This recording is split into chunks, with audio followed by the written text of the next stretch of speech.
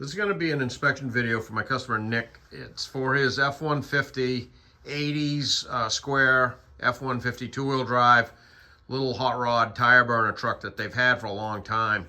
And it had an ongoing vibration issue, and the ask was, could I sort through the drive shaft and see what was going on with it. So we're going to take a look. This is the first thing I noticed when I got my hands on it, is this slip yoke here is heavily worn from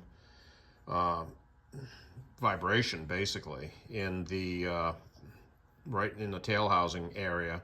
And that, you can see where the black lines, where it's actually holidayed right there, that's hourglass shaped. And that's like 25 thousandths low in this area right there. So that's significant wear pattern. That was the first thing I noticed when I just even ran my finger up and down it. So to just give it a spin, I threw another yoke on that I have for show and tell. It's a similar yoke. I just put it on there with the joints and stuff that it had, and I just indicated it in, as you can see. So it's running out 40 thousandths there, 10 there, 15 down there.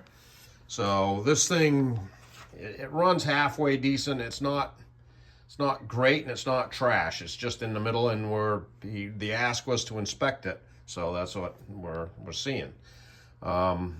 So it's 1330 both ends, and I did put this other yoke on here just so that I could run it, because I can't grab it on that worn spot, because it's going to just excessively show, you know, it wouldn't be accurate without grabbing it on a good known yoke. And that's one of my yokes I use for show and tell. Interestingly enough, unfortunately, all of my Ford yokes that I have for show and tell were out on another project. They'd gone home with another customer he was setting up another Ford project, and I had to wait for these to come back.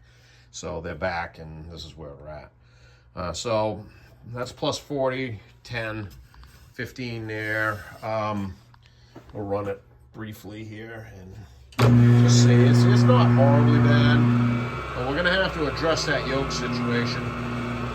This shaft is very heavy, and I suspect it may be one of the ones that has like a rubber element inside of it, because it seems like it's heavy for the size of it. So we'll talk about that too, but I believe we'll be making another shaft for this truck. We're going to make sure we check the slip yoke engagement is correct, and it's the right slip yoke for the transmission that he's using.